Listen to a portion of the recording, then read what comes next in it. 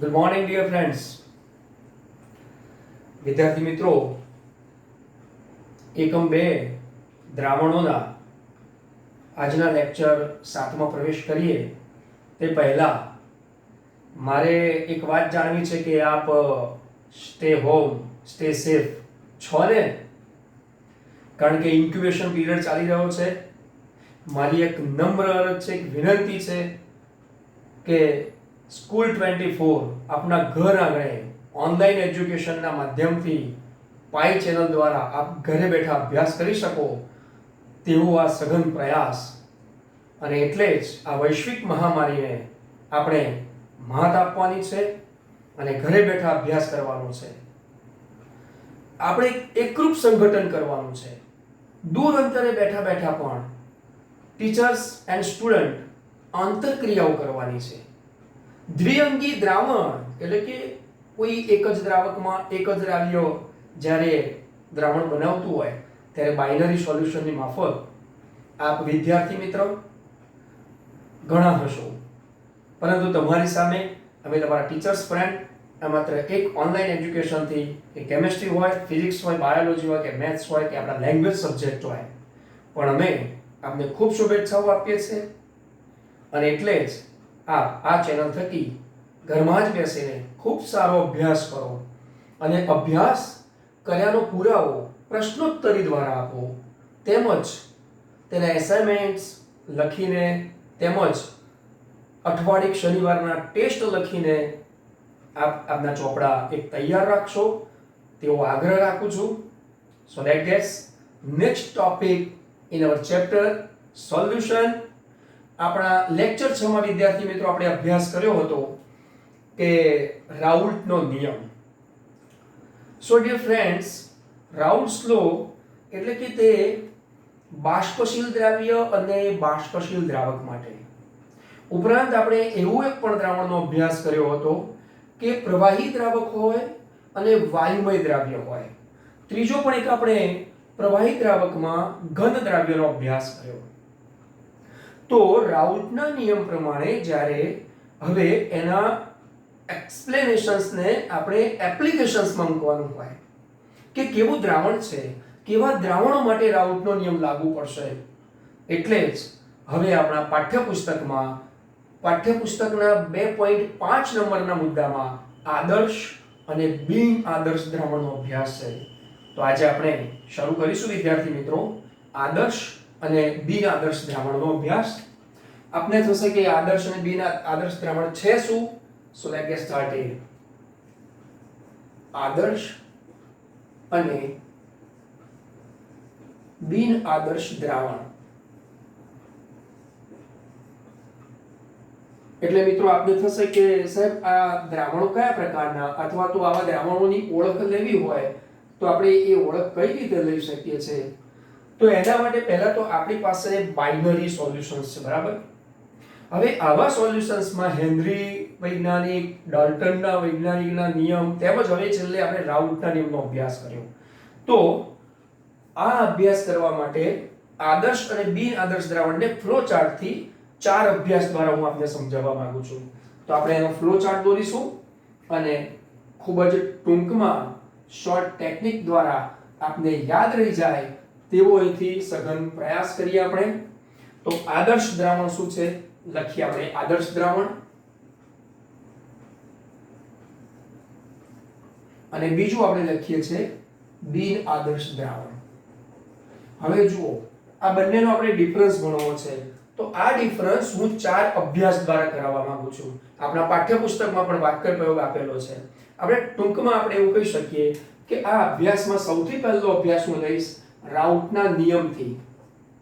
રાઉલ્ટના નિયમ દ્વારા આપણે અભ્યાસ કરાવવા માંગીએ છીએ કે રાઉલ્ટનો નિયમ શું કહેવા માંગે છે. તો રાઉલ્ટના નિયમ પ્રમાણે હું ચોક્કસ એટલું કહીશ કે આદર્શ દ્રાવણો છે શું? તો સાંદ્રતાના સંપૂર્ણ ગાળા દરમિયાન, એટલે કે ધારો કે આપણે સોલ્યુશન બનાવ્યું હોય, કોઈ એક પાત્રમાં દ્રાવક લીધો હોય અને એ દ્રાવકને આપણે કહીશું x1, એમાં x2 દ્રાવ્ય પદાર્થ નાખ્યો, અથવા તો એમ પણ કહી શકાય ઘટક A અને ઘટક B આ બંનેનું સપ્રમાણ એવું મિશ્રણ લીધું હશે, ભલે એમના કદ અલગ અલગ લીધા હશે, અને એ દ્રાવણ જ્યારે બને છે ત્યારે સાંદ્રતાના સંપૂર્ણ ગાળા દરમિયાન તે રાઉટના નિયમનું પાલન કરે. એનો મતલબ એ કે એવું જ્યારે દ્રાવણ બને છે કે જે દ્વિઅંગી દ્રાવણ એ રાઉટના નિયમનું સંપૂર્ણપણે સમગ્ર સાંદ્રતાના સંપૂર્ણ ગાળા દરમિયાનમાં પાલન કરતું હોય. એટલે આપણે ચોક્કસ લખી શકીએ કે રાઉટના નિયમ દ્વારા પહેલો મુદ્દો આપણી પાસે એ આવશે કે સાંદ્રતાના સંપૂર્ણ ગાળા દરમિયાન તેનું પાલન કરે. વાક્ય પ્રયોગમાં લખવું હોય તો આપણે લખી શકીએ સાંદ્રતાના સંપૂર્ણ ગાળા દરમિયાન પાલન કરે છે. કોનું? હવે અહીંયા તમને એમ થશે કે સાહેબ એ કોનું? તો જો આપણે લખ્યું છે રાઉટના નિયમનું. હવે એનાથી વિરુદ્ધ અહીંયા એવું છે કે રાઉટના નિયમનું સાંદ્રતાના સંપૂર્ણ ગાળા દરમિયાનમાં પાલન કરતું નથી. એટલે કે આ એવા દ્રાવણો છે જે રાઉટના નિયમનું પાલન નથી થતું. તો આપણે અહીંયા એવું લખી શકાય કે સાંદ્રતાના સંપૂર્ણ ગાળા દરમિયાન પાલન થતું નથી. કેવા દ્રાવણોથી? આવા દ્રાવણોમાં રાઉટના નિયમનું પાલન થતું નથી. તો રાઉટના નિયમનું પાલન થતું નથી અથવા તો આવા દ્રાવણો કે જે રાઉટના નિયમનું સાંદ્રતાના સંપૂર્ણ ગાળા દરમિયાનમાં પાલન કરતા નથી. સો one study is the complete. રાઉટના નિયમ પ્રમાણે. હવે હું તમને એમ કહું કે બીજું શું છે તો ઉષ્મીય ફેરફારના આધારિત છે. પણ આપણે રાઉટનો નિયમ જે હતો એના દ્વારા સમજવા માંગીએ છીએ કે સાહેબ એ હતું શું ખરેખર. તો જુઓ દાખલા તરીકે હું તમને એમ કહું કે આવું આપણે ભણ્યા હતા P1 is equal to P10 x1. Okay, અને બીજા ઘટક માટે આપણે આવું લખ્યું હતું P2 is equal to P20 x2. આપણે એને નોટ પણ બોલી શકીએ છીએ P1 not x1 P2 not x2. બરાબર. તો આ રાઉટનો નિયમ પ્રમાણે પાલન થાય છે. આનાથી વિરુદ્ધ અહીંયા લખવું પડે હવે કારણ કે રાઉટના નિયમનું પાલન કરતું નથી. તો ગાણિતિક રીતે આવું લખી શકાય P10 x1 does not equal to. અને બીજા ઘટક માટે આપણે આવું લખી શકાય કે P2 is equal to P2 not x2 but does not equal to. જો થઈ ગયો ને વિરોધાભાસ. એટલે રાઉટના નિયમથી શાબ્દિક રીતે હોય કે ગાણિતિક રીતે હોય પણ જે પાલન કરે છે તે આદર્શ દ્રાવણ છે. જે રાઉટના નિયમનું પાલન નથી કરતું તે બિનઆદર્શ દ્રાવણ છે. હવે બીજો ફેરફાર કર્યો, બીજો અભ્યાસ કર્યો તો ઉષ્મીય ફેરફાર છે મિત્રો. જો આપણે ઉષ્મીય ફેરફારની વાત કરીશું. આપણે હવે ઉષ્મીય ફેરફારથી શું અભ્યાસ થઈ શકે? તો બીજો નંબર હું અહીંયા એવો લઈશ ઉષ્મીય ફેરફાર એટલે કે ડેલ્ટા H એન્થાલ્પીના ફેરફારથી. આ બીજો મુદ્દો.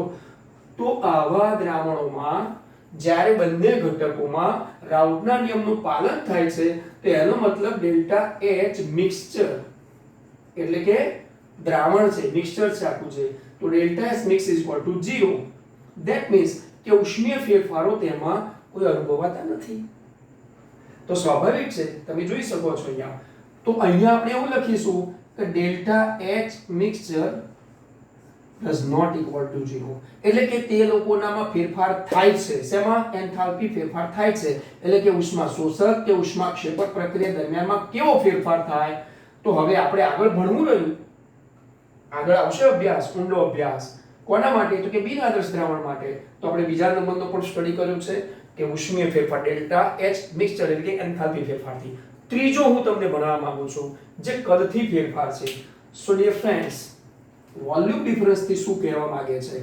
તો કદના ફેરફારથી જો આપણે અભ્યાસ કરીશું તો કદના ફેરફારથી અભ્યાસમાં સ્વાભાવિક અહીંયા બતાવે છે કે દાખલા તરીકે આપણે કોઈ એક પાત્રમાં, હું એ તમને સમજાવવા માંગુ છું, આપણે એક પાત્ર લીધું, આ બીજું એક પાત્ર લીધું, આ બંને પાત્રોની અંદર દ્રાવ્ય અને દ્રાવક છે જ અને બંનેને આપણે ભેગા કરીશું. હવે હું તમને એમ કહું કે આમાં દ્રાવક, બરાબર, આ ઘટક A છે. હવે હું એમ બતાવું છું કે આ ઘટક B છે, આ ઘટક B છે, અને એનાથી આપણે ત્રીજા પાત્રમાં જો AB નું મિશ્રણ લઈશું, અહીંયા AB લઈ લઈશું આપણે આ રીતે, એબી પ્રકારનું જો આખું મિક્સચર લઈએ તો A' B અહીંયા બધાના ઘટકો એ ઘટકો છે. આ જુઓ અહીંયા બધાના ઘટકો જે છે તે B ઘટકો છે, જ્યારે સ્વાભાવિક અહીંયા AB ઘટકો છે. હવે આ બંનેનું જો મિશ્રણ લઈએ તો આ રીતે મિશ્રણ કહી શકાય. જુઓ આ રીતે મિશ્રણ કહી શકાય, બરાબર. આ મિશ્રણ છે. તો આનો મતલબ એ થયો કે તેમનામાં ઉષ્મીય કોઈ ફેરફાર થતો નથી. અને જો આ બંનેના હવે કદ લેવાની વાત કરીએ તો દાખલા તરીકે આપણે આનું કદ આપણે લઈ લઈએ છીએ. ચલો આનું કદ આપણે લઈએ સ્વાભાવિક 10 ml, 5 ml, 10 ml, ચલો 10 ml લઈએ છીએ. ઓકે. અને આપણે એમ કરીએ કે ભઈ આનું પણ 20 ml, આનાથી બમણું આપણે કરીએ છીએ. ચલો ઘટક A અને B માટે તો આનું 20 ml લઈએ. બંનેનો સરવાળો 30 ml થાય છે. જો કદમાં કોઈ ફેરફાર થતો નથી. હા, આપણે જે આદર્શ અને બિનઆદર્શ દ્રાવણ માટે રાઉટના નિયમની જો વાત કરતા હોય તો રાઉટનો નિયમ બાષ્પ દબાણ પર આધારિત, બાષ્પ દબાણને સમજાવનારો જે એક રાઉટનો નિયમ છે. તો બાષ્પ દબાણ માટે તો અહીંયા અભ્યાસ થશે, પણ બંનેના કદને A અને B ના આ દ્રાવક અને દ્રાવ્યને મિક્સ કરીશું તો 30 ml થયું. તો કદમાં કોઈ ફેરફાર થતો નથી. આ કયો મુદ્દો સમજાવે છે? આદર્શ દ્રાવણ માટે. આનો મતલબ એ થયો કે ડેલ્ટા V મિક્સચર લઈએ તો તેમાં કદનો કોઈ ફેરફાર થતો નથી. હવે આમાં જે તમે આગળ મુદ્દામાં કીધું કે delta H mixture does not equal to 0, એટલે કે તે greater than 0 otherwise less than 0 હોઈ શકે. એટલે કે ઉષ્માક્ષેપક કે ઉષ્મા શોષક હોઈ શકે. તો કદમાં ફેરફાર થાય, કદમાં વધારો પણ થઈ શકે અને કદમાં ઘટાડો પણ થઈ શકે. આનો મતલબ આમાં કંઈક વિચલન દર્શાવે છે. તો પહેલા આપણે એ લખવું રહ્યું કદના ફેરફારના અભ્યાસમાં કે delta V mixture is equal to 0. થાય ખરું કે ના? કેમ? કારણ કે આમાં કોઈ ફેરફાર જે થવાનું છે એન્થાલ્પીનો એ ઉષ્માક્ષેપક હોઈ શકે કે ઉષ્મા શોષક, એટલે એના કદમાં પણ ડિફરન્સ દેખાડશે. That means does not equal to 0. તો વિદ્યાર્થી મિત્રો, મેં તમને રાઉટના નિયમથી, એના ઉષ્મીય ફેરફારથી, તેના કદના ફેરફારથી આદર્શ અને બિનઆદર્શ દ્રાવણોનો ડિફરન્સ સમજાવ્યો છે. કમ્પ્લીટ તમારામાં કોન્સેપ્ટ આવી ગયો છે. હવે આમાં મેં હમણાં કીધું એ પ્રમાણે આગળ અભ્યાસ ઉતરશે. શું ઉતરશે? તો આમાં વિચલન દર્શાવે છે. જુઓ કે તેમના બાષ્પ દબાણ બાબતમાં ક્યાંક સરખું નથી, ડિફરન્સ બતાવે છે. તે લોકો સાંદ્રતાના સંપૂર્ણ ગાળા દરમિયાનમાં રાઉટના નિયમનું પાલન કરતું નથી. આનો મતલબ કે તેમની ઉષ્મીય ફેરફારો થાય છે. ઉષ્મીય ફેરફારો થાય તો કદમાં ફેરફાર થાય છે. અને જો કદમાં ફેરફાર થાય તો એનો મતલબ એ થયો કે વિચલન દર્શાવે છે. એટલે અહીં આવા દ્રાવણોમાં વિચલન જોવા મળે છે, જ્યારે આવા આદર્શ દ્રાવણોમાં કોઈ એવા પ્રકારના વિચલન જોવા મળતા નથી. તો મિત્રો, આપણે ટોટલ 1, 2, 3 અને આ વિચલનનો જો મુદ્દો લખીએ તો વિચલનથી અભ્યાસ. આ વિચલન શું છે? તો કે એમનામાં આમાં ક્યાંય વિચલન જોવા મળે છે? તો કે ના. આમનામાં ક્યાંય વિચલન જોવા મળે છે? કે હા. હવે આપણે આલેખથી જ પણ સમજવું હોય તો સમજી શકાશે. અને તે ઉપરાંત એ આલેખથી સમજીશું ત્યારે આ મુદ્દાને આપણે થોડો ડેપ્થમાં અભ્યાસ કરીશું. So let's gate graph. આપણે ગ્રાફ દોરવા માટે આ તમામ જે મુદ્દાનો ટૂંકમાં અભ્યાસ કર્યો છે. સો ડિયર ફ્રેન્ડ્સ, સ્ક્રીનશોટ પણ લઈ શકો છો. જો આપણી શાળાના વિદ્યાર્થી માટે સ્ક્રીનશોટ નહીં લીધો હોય તો આપણા WhatsApp ગ્રુપની અંદર આનું આવી જ રીતે કલરફુલ જે સ્ટડી મટીરીયલ બનાવેલું છે તે તમને PDF દ્વારા મળવાનું છે, પણ તેમ છતાં સ્ક્રીનશોટ લઈ શકો છો.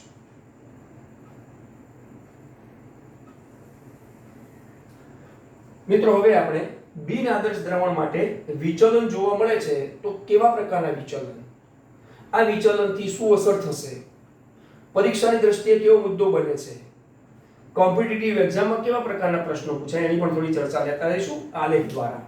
એટલે હવે આપણે જે ભણવાનું છે તે આદર્શ દ્રાવણ અને બિન આદર્શ દ્રાવણમાંનું માત્ર ને માત્ર આપણે એટલું જ કરીશું કે બિન આદર્શ દ્રાવણ જે છે એ બિન આદર્શ દ્રાવણમાં વિચલન બતાવે છે. એટલે હવે આપણે વિચલનનો અભ્યાસ કરીશું. એટલે આદર્શ અને બિન આદર્શ દ્રાવણો, પરંતુ અહીંયા માત્ર ને માત્ર જે વિચલન છે તે શેમાં રહ્યું? બિન આદર્શ દ્રાવણ માટે. એટલે ખરેખર હવે મુદ્દો હું અહીંયા કેવો બનાવીશ? આપણો 2.5 નંબરનો જે મુદ્દો હતો ને એ હવે માત્ર હું આવો કરી નાખું છું. જુઓ, બિન આદર્શ દ્રાવણોમાં વિચલન. હવે કેવું વિચલન થશે? તેમાં બે પ્રકારના વિચલન થશે. એક ધન વિચલન અને બીજું થશે ઋણ વિચલન. હવે ધન વિચલન અને ઋણ વિચલન હકીકતમાં છે શું? તો મેં તમને વાત કરી હતી કે આદર્શ દ્રાવણો છે, હકીકતમાં આદર્શ દ્રાવણ, કે આદર્શ દ્રાવણ માટે રાઉટના નિયમનું જે પાલન કરે છે, તો રાઉટના નિયમ પ્રમાણે આપણે પહેલા હું તમને ગ્રાફ બતાવી દઉં, જે આપણે ભૂતકાળમાં ભણી ગયા લેક્ચર નંબર 5 અને 6 માં. તો આપણે એક ગ્રાફ થોડુંક સમજી લઈએ, પછી બંને બાજુમાં આપણે સમજીશું કે બંનેના આલેખ કેવા છે. પાઠ્યપુસ્તકમાં અલગ અલગ અને ભેગા એમ ગ્રાફ આપેલા છે. સૌપ્રથમ આપણે એમ કરીશું કે ભાઈ અહીંયા બાષ્પ દબાણ લીધેલું છે, એટલે હું ટૂંકમાં બા અને દ બાષ્પ દબાણ, જ્યારે અહીંયા મોલ અંશ છે. બરાબર? હવે આ મોલ અંશ કોના છે? તો સ્વાભાવિક તમને ખ્યાલ હશે કે આ મોલ અંશમાં આપણે ઘટક 1 ઘટક 2 એ જ પ્રમાણે આ ઘટક 1 ઘટક 2 માં છે. હવે તમે જુઓ તો આ x1 અહીં 0 થી જો સ્ટાર્ટ કરીએ તો આપણે આપણા રાઉટના નિયમ પ્રમાણે બાષ્પ દબાણમાં જે કીધું હતું કે P1 વેરીઝેસ x1, તો જોઈ શકો છો કે 0 માંથી જ્યારે એના મોલ અંશ વધે છે ત્યારે આ એનું P0 એટલે કે આ જે x1 છે તો P1 0 લખી શકીશું આપણે એક્ઝેક્ટલી. તો અહીંયા આપણે લખી દીધું P1 0, જોઈ શકો છો. હવે જે આગળ x1 0 થી x1 1 મોલ હતા, તો આનો મતલબ એ થયો x2 0 to 1 મોલ, અને એનો આલેખ આમ આપણે ભણી રહ્યા છીએ. સમજ્યા? આવી ગયું આપણો ભૂતકાળ. અને અહીંયા આપણે લખીશું P2 0. સો ડિયર ફ્રેન્ડ્સ, આ દ્રાવણની વાત થઈ. બરાબર? દ્રાવણની વાત થઈ એટલે કે અહીંયા આપણું P ટોટલ છે. P total is equal to P1 plus P2. So where is P1 plus P2? So here is the shown P1 and here is this P2. P1 plus P2, that means P total, PT લખ્યું છે કે P total is equal to P1 plus P2. આપણો આ આલેખ એ સંપૂર્ણ રાઉટના નિયમનું પાલન કરતા એવા આદર્શ દ્રાવણો માટેનો છે.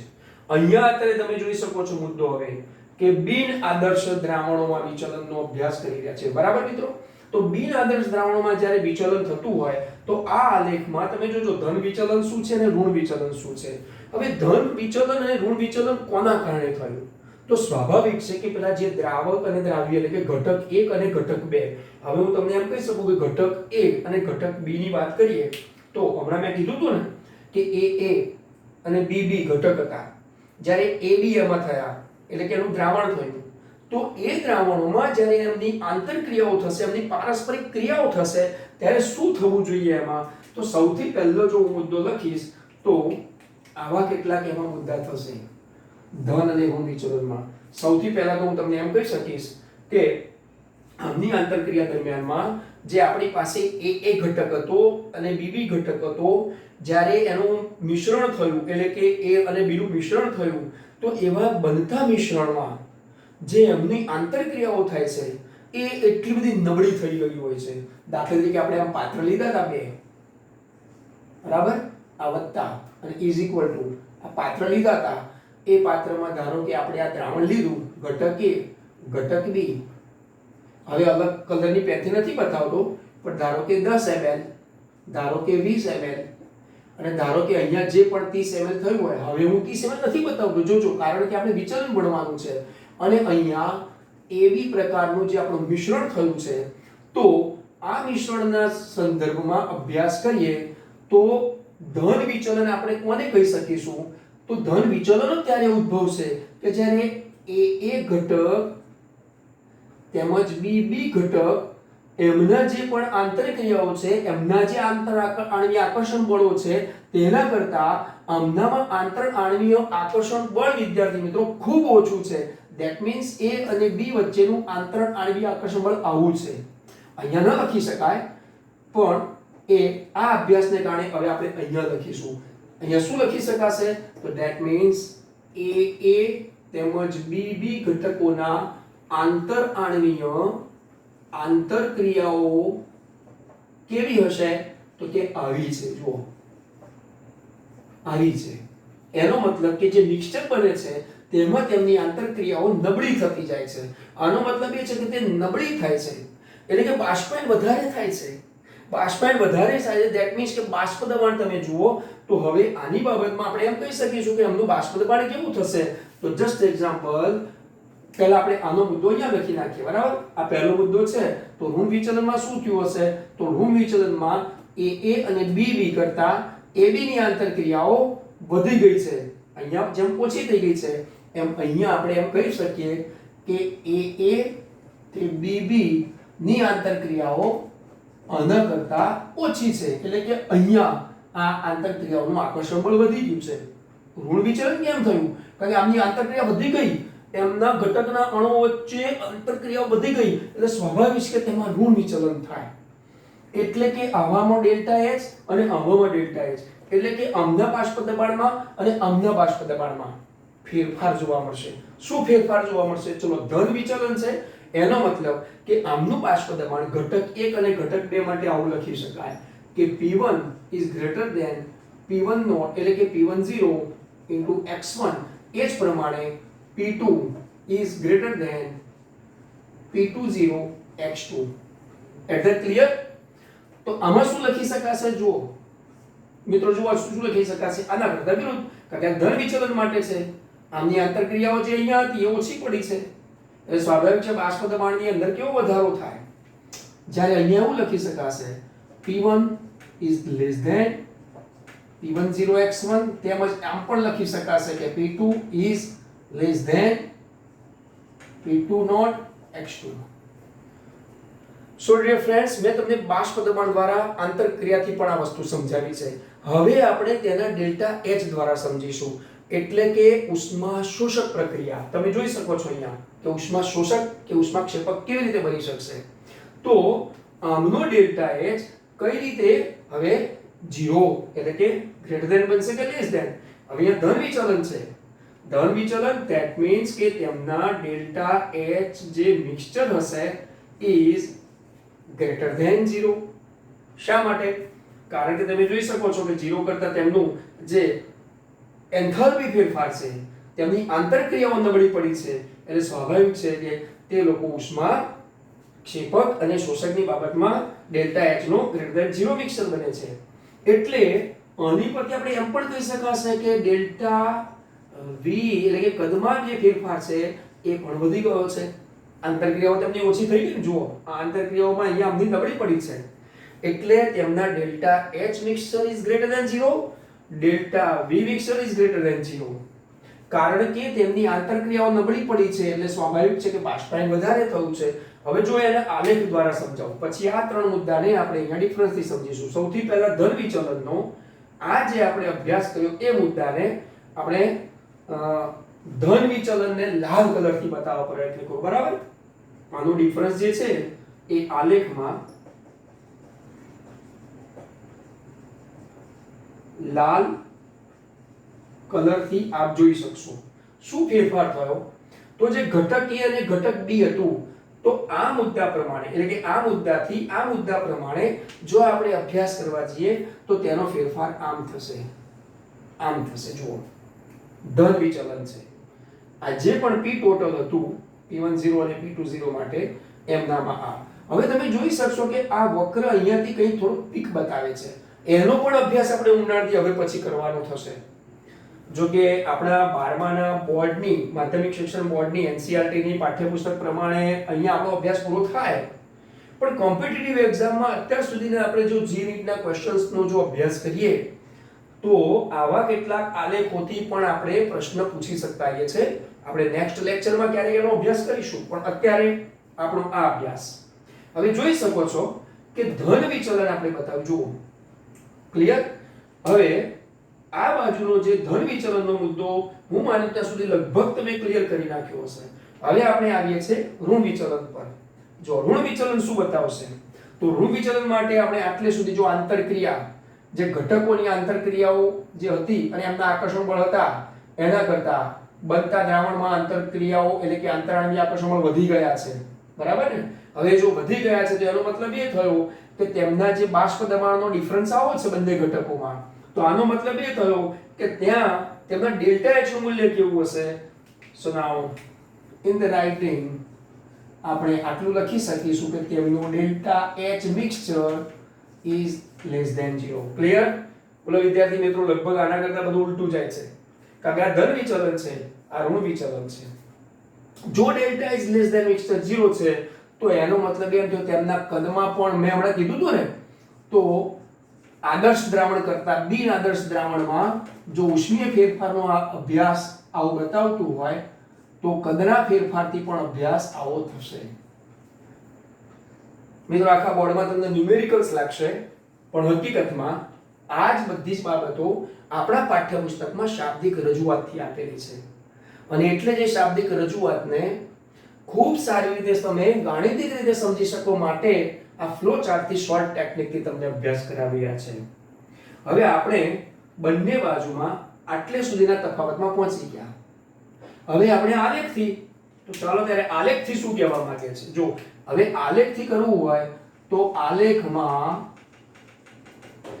મેં આને લીલા કલરથી બતાવ્યું છે, લીલા કલરથી દર્શાવેલું છે, બરાબર? જો લીલા કલરથી દર્શાવવામાં તમને ખ્યાલ આવી ગયો સાહેબ ઓહો શું બતાવી શકાય, તો જો બતાવી દઉં. અત્યારે આને મારે બતાવવું હશે લીલા કલરમાં તો સ્વાભાવિક એને આ રીતે હું આટલું આમ બતાવીશ. જો અહીંયા પણ આ પીક બતાવે છે ને, અહીંથી આ વક્ર વાંકું વળે છે, આટલું હતું અહીંયાથી આ. આનો મતલબ એ થયો કે સાહેબ તમે તો પી ટોટલ માટે જ બતાવ્યું, તો સ્વાભાવિક છે જો આની અંદર P1 અને P2 નું બતાવું તો લગભગ બધા લાલ લીલા લીટા થઈ જાય. પણ જો આપ અભ્યાસ કર્યો, આપને ખ્યાલ આવી ગયો, આખો જે અભ્યાસ છે તે એક સાથે ધન વિચલન અને ઋણ વિચલનનો અભ્યાસ છે. જો આપને કમ્પ્લીટ આ ખ્યાલ આવ્યો હોય તો હવે આવા ધન વિચલન બિન આદર્શ દ્રાવણમાં ઋણ વિચલન કેવું કોણ કોણ બતાવી શકે, તો આપણે એમનો ઉદાહરણથી અભ્યાસ કરવો પડે. રસાયણ વિજ્ઞાનમાં સ્વાભાવિક આપને ઘણા બધા દ્રાવણો જોવા મળ્યા હશે. એમાંના બેન્ઝીન અને ટોલ્યુઈનનું મિશ્રણ કરો તો બેન્ઝીન ને ટોલ્યુઈન હાઇડ્રોકાર્બન છે, બંને આદર્શ દ્રાવણ બનશે. એમનો આલેખ વાદળી કલરની પેનથી જે બતાવેલો છે તે પ્રમાણેનો હશે. ઉપરાંત જો બીજા કોઈ દ્રાવણની વાત કરીએ તો આપણે એન હેક્ઝેન અને એન હેપ્ટેન, આનો મતલબ કે નોર્મલ હેક્ઝેન અને નોર્મલ હેપ્ટેન થી પણ થઈ શકે. ઉપરાંત ક્લોરોઇથેન અને બ્રોમોઇથેન. મિત્રો આવા ઘણા બધા ઉદાહરણ છે. આ ત્રણ ઉદાહરણ તો હું બોલ્યો, પાઠ્યપુસ્તકમાં પણ જોવા મળશે. બિન આદર્શ દ્રાવણો કોને કહેવાય? તો બિન આદર્શ દ્રાવણના કેટલાય ઉદાહરણમાં હવે એનું ડિફરન્સ પડશે કે ધન વિચલન દર્શાવતા બિન આદર્શ દ્રાવણો હોઈ શકે અને એવા બિન આદર્શ દ્રાવણો કે જેમાં ઋણ વિચલન દર્શાવતા હોય. એટલે કે કેટલાકમાં ઉષ્મા શોષક પ્રક્રિયા બનતી હોય અને કેટલાકમાં ઉષ્માક્ષેપક પ્રક્રિયા બનતી હોય. એટલે કે ક્યાંક delta H mixture is the greater than 0 and sometimes the delta H mixture is the less than 0. તો એમના કદમાં ફેરફાર થતો હશે. તો એનો અભ્યાસ હવે આપણે આગળ કરવો હોય તો નેક્સ્ટ લેક્ચરમાં આપણે એવા આ પીક પોઈન્ટ છે કે જ્યાં આગળ એ દ્રાવણોને સાંદ્રતાથી volume by volume, weight by weight, percentage થી કેવા દ્રાવણો બનાવીને આપ્યા છે. હા, એક વસ્તુ કહી શકીએ કે ધન વિચલન કે ઋણ વિચલનમાં જો આવા કેટલાક દ્રાવણોના આપણે અભ્યાસ કરવા હોય તો લગભગ એસિટોન અને કાર્બન ડાઇસલ્ફાઇડ, ફિનોલ અને એનિલીન, ઉપરાંત એસિટોનમાં જ ક્લોરોફોર્મ દ્રાવ્ય કર્યું હોય, ઉપરાંત ઇથેનોલ અને એસિટોન લીધું હોય, કાર્બન ટેટ્રાક્લોરાઇડ લીધું હોય અને બેન્ઝીન લીધું હોય. આ બધાના એક ચોક્કસ પેર છે, દ્વિઅંગી દ્રાવણો કીધા ને પેર છે.